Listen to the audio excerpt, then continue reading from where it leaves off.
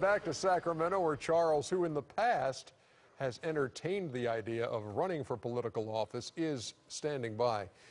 So, Chuck, I know you're eagerly anticipating the debate on Tuesday. How do you explain this Donald Trump phenomenon at this point? He's seems like every time he says something, no matter how controversial, he goes up in the polls in that Republican side. What do you make of that?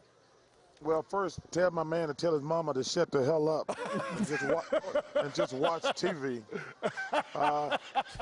You mean the guy on Twitter? His mama? Yeah, that's number two, Chuck. Tell his mom to shut the hell up and just watch the game. That's why you need to be on Twitter, Chuck, so you can answer. No.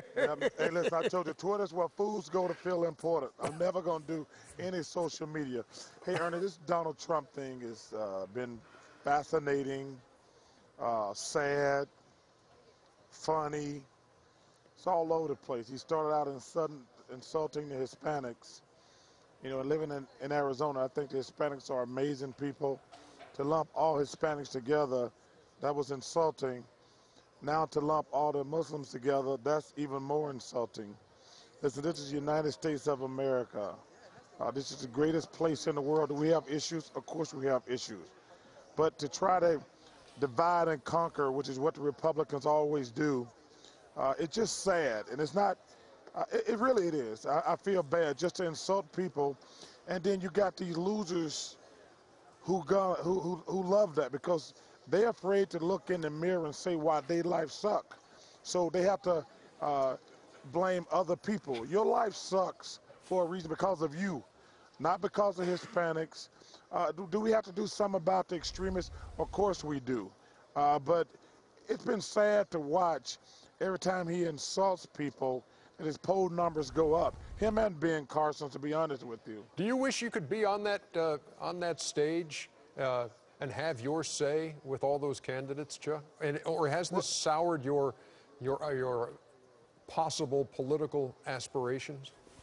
Not at all, Ernie, because listen, the truth always comes out in the wash. The guy I was supporting was, you know, I've always voted Democratic in my life, but for the first time I was thinking, I made a final decision of voting for Republican. The guy that I was supporting was Governor Kasich out of Ohio, but he has not been able to get any traction whatsoever. So to be honest with you, at this point I have no idea who I'm going to vote for. I don't. Well, that doesn't mean you can't still support him, Charles. Oh, I'm going to support Governor Kasich, but like I say, he's got to be relevant. And unfortunately, he hasn't been able to gain any ground because, and to be honest with you, CNN has done an awful job this election, an awful job. They have followed ratings and sound bites this entire cycle. No matter, I mean, think about it. And I love CNN because they're part of our company, but they've been kissing butt, chasing ratings. I mean, they have become like Fox News for the Republicans, to be honest with you. They follow every single soundbite just to get ratings for these debates. And it's been sad and frustrating that our company has sold their soul for ratings. Well, Chuck, typically a lot of times people vote for people who are from like their same socio-economic kind of background and have the similar ideas. But with Trump and the Republican Party, why you think people are enamored with someone who is probably less than 1% of the country that really kind of like the same likeness of them? Why do you think everyone is so enamored with him?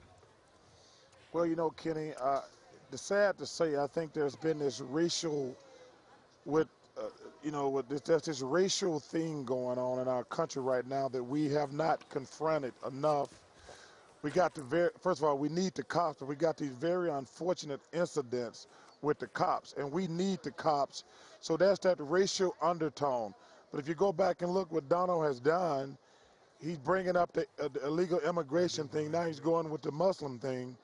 And I think people are afraid to talk about it. I think race does have a lot of, and sadly, because, you know, I was born in 1963 with the church bombing in Birmingham. And it's sad to say 52 years later, we still have this racial divide. What we really have is an economic divide. And we need to talk about how we can close the economic divide, but the Republicans are capitalizing on the racial divide instead of the economic divide, and that's the reason, in my opinion. Thank you, Governor Charles Barkley. I just want to say your makeup and your eyebrows are on fleek tonight. You look good. Wow. You look good. You just a hater on the moneymaker. Yeah, oh, man, any messages for Isaiah tonight? As he did an outstanding job, by the way, as your replacement for the